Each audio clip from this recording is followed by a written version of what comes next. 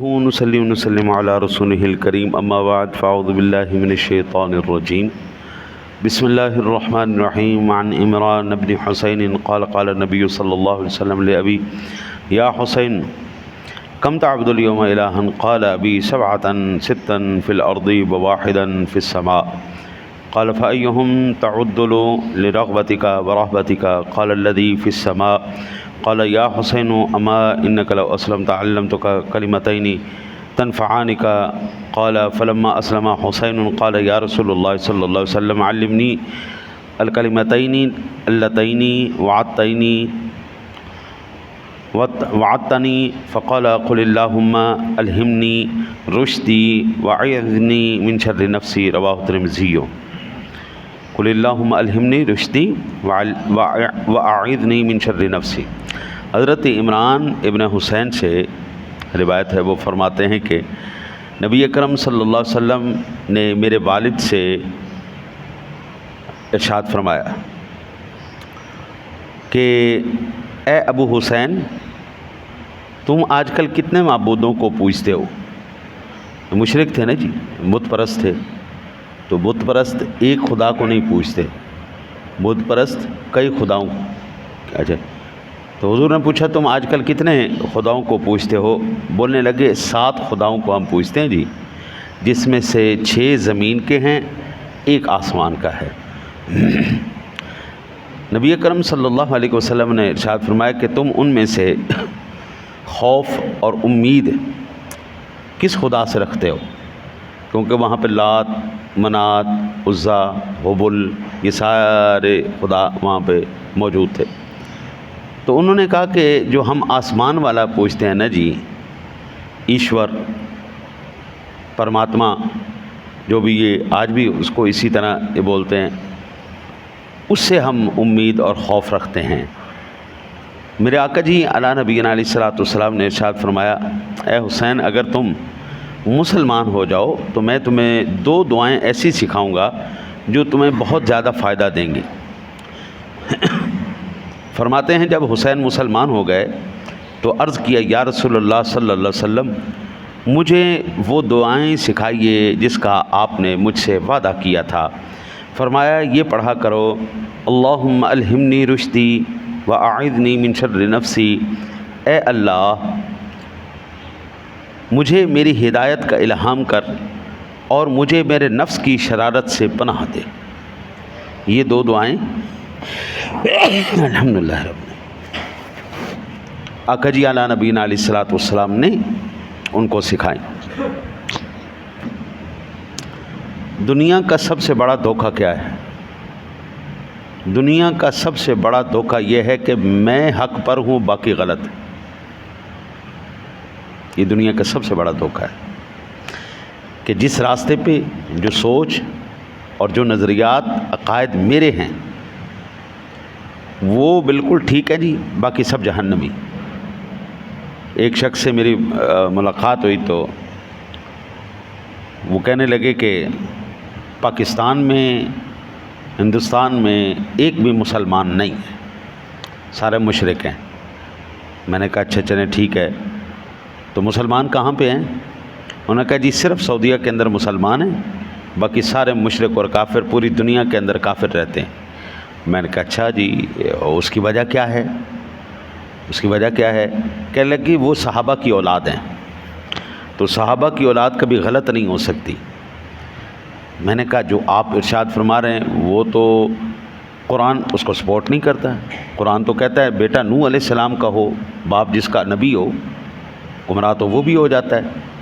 تو 14 صدیاں پہلے اگر کسی کا بیٹا ہے یا کسی کی اولاد میں ہے تو یہ گارنٹی تو نہیں ہے کہ وہ اولاد ہدایت یافتہ اور جنتی ہے۔ قرآن ہمیں بتاتا ہے کہ نوح علیہ السلام نے اپنے سکے بیٹے سے کہا تھا بیٹا میرے ساتھ آ جاؤ، بچ جاؤ گے۔ تو یہ تو کوئی دلیل نہیں ہے آپ کے پاس کہ وہ صحابہ کی اولاد ہے۔ قرآن تو کہتا ہے اولاد تو نبی کی بھی ہو تو وہ بھی گمراہ ہو جاتی۔ میں نے کہا یہ وہ دھوکہ ہے جو آپ کے نفس نے آپ کو دیا ہے۔ نبی اکرم صلی اللہ علیہ وسلم کا فرمان ہے کل قیامت والے دن 120 صفیں ہوں گی معاشر میں انسانیت کی۔ آدم علیہ السلام سے لے کے آخری انسان تک 120 صفوں میں تقسیم کر دیے جائیں گے، جس میں سے 80 صفحے میری امت کی ہوں گی اور 40 صفحے باقی دیگر امتیوں کی اور انبیاء کی ہوں گی۔ میں نے کہا جو آپ تقسیم کر رہے ہیں نا کہ صرف ہم سعودیہ کے جو ہیں ان کو مسلمان مانیں، باقی سب کو کافر کر دیں، تو یہ تو معاشر میں آدھی صف بھی نہیں بنے گی۔ سادہ سی بات ہے بھئی، سب سے زیادہ امت آقا جی نے فرمایا میری ہوگی۔ یہ اسی وقت ہو سکتا ہے کہ دنیا کے کونے کونے میں نبی پاک کا امتی موجود ہو۔ یہ تو اسی وقت ہو سکتا ہے جب دنیا کے ہر ملک کے ہر شہر کے اندر حضور کا ایک امتی موجود ہو اور یہ تسلسل چلے، یہ نہیں کہ صرف ایک خاص علاقے تک کے لیے۔ تو یہ نفس کی سب سے بڑی شرارت ہے۔ اور دوسری بات، آقا جی علیہ نبینا علیہ الصلوۃ والسلام نے اس کو یہ دعا کی، یا اللہ مجھے الہام فرما وہ ہدایت، میرے نصیب میں جو مخصوص ہدایت تو نے رکھی ہے وہ عطا فرما، اور میرے نفس کی شرارتوں سے جو تمام تر شرارتوں کی جڑ ہے، یا اللہ اس سے مجھے محفوظ فرما۔ حضرت میں نے اس دنیا کے اندر، ہمارے پاکستان کے اندر میں نے دیکھا ہے، لوگ جب حیوانیت پر اترتے ہیں تو انسانیت کی حدوں کو توڑ دیتے ہیں۔ قصور سے ایک واقعہ ہوا تھا، 100 بچوں کے ساتھ کسی نے بدکاری کر کے ان کو مار دیا، بچیوں کے ساتھ غلط کام کر کے ان کو مار دیا، سیریل کلر پکڑے گئے۔ یہ سما نیوز پہ آیا تھا کافی عرصہ پہلے، 2 بھائی پکڑے گئے جنہوں نے قبروں میں سے زندہ لاشوں کو نکال کے کھا لیا، پھر ان کو 6 مہینے قید ہوئی، پھر ان کو باہر نکالا، پھر 3 مردے اور کھا گئے وہ۔ اب یہ انسان تو نہیں ہے نا، جو 100 بچہ مار دے، بدکاریاں کرے، جو بچیوں کو مار دے، جو مردوں کو کھا جائے، آپ اس کو کس کیٹیگری میں فال کریں گے؟ شیطان تو یہ کام نہیں کرتا۔ شیطان تو آپ پڑھتے ہیں لا حول ولا قوت الا باللہ العلی العظیم، شیطان ٹل جاتا ہے۔ میں ابھی تازہ عمرہ کر کے آیا ہوں، میں طواف کر رہا تھا عمرہ شریف کا، تو 2 خواتین کعبہ شریف کے غلاف کے قریب لگی ہوئی ہیں اور اس میں سے نا دھاگے نکال رہی ہیں۔ میں نے قریب ہو کے کہا، میں نے کہا ماں جی کو خوف خدا کریں، یہ بیت اللہ شریف ہے، غلاف کعبہ ہے، اب مسجد حرام کے اندر بیت اللہ شریف کے غلاف کو آپ چپ کر ایسی برکت تبرک لے کے جانا ہے؟ بھئی آپ خرید لیں، آپ خرید کے لے آئیں۔ تو اب وہ جو کعبے کے اندر چوری کر رہے تھے، مجھے طواف کے دوران بڑا خوبصورت ایک شخص ملا، اس کے ساتھ اس کی بیوی بھی تھی، بیٹی بھی تھی، مجھے پکڑ کے کہنے لگا، میری وہ بیلٹ باندھی ہوئی تھی میں نے احرام کے اوپر، تو ہاتھ رکھ کے کہنے لگا تمہیں اس کعبے کا واسطہ ہے، اس کے اندر جتنے بھی پیسے ہیں وہ سارے مجھے دے جاؤ۔ اچھا جی، اب دیکھو اگر کوئی عام بندہ ہوتا تو، میرے ساتھ حاجی تھا، وہ بیچارہ ٹریپ ہو گیا، اس کے 1500 ریال تھے، اس نے نکال کے دے دیے۔ لیکن جب اس نے میری بیلٹ پہ ہاتھ رکھا اور مجھے اس کا واسطہ دیا، قسم دی، میں نے کہا جی اسی کعبے والے نے جو قرآن نازل کیا ہے اس کے اندر مجھے حکم فرمایا کہ ان جیسے فراڈیوں سے بچ کے رہنا ہے۔ تم کعبے کا واسطہ دے رہے ہو، میں کعبے کے جو خالق ہے، ہاں جی، اس نے جو قرآن نازل کیا، اس قرآن میں مجھے اللہ نے فراڈیوں سے بچنے کا حکم دیا ہے۔ پھر میں نے، عربی مجھے آتی تھی، میں نے شرطے کو فوراً بلایا، میں نے کہا ان کا ایک مسئلہ ہے، ان کو دیکھیے، ان کا پاسپورٹ چوری ہو گیا، پیسے چوری ہو گئے، ان کو پکڑیے۔ پھر وہ نظر نہیں آئے کدھر گئے۔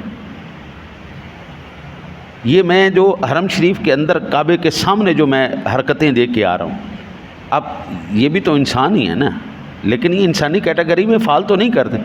تو ان کو گمراہ کس نے کیا؟ ان کے نفس نے گمراہ کیا۔ تو یہ دعائیں 2 ہیں تو بڑی چھوٹی سی، بڑی مختصر سی، لیکن بڑی جامع ہے۔ اللہم الہمنی رشدی، اللہم الہمنی رشدی واعذنی من شر نفسی، اتنی سی دعائیں ہیں، ان کو یاد کر لو، اللہ تعالیٰ آپ کے اوپر بھی کرم کرے گا، اور آپ میں سے کسی کی اگر بھلائی کا سبب بن گیا تو اللہ تعالیٰ میرے لیے بھی ہدایت کا سامان بنا دے گا۔ اللہ سے دعا ہے اللہ آپ کو مجھے عمل کی توفیق عطا فرمائے۔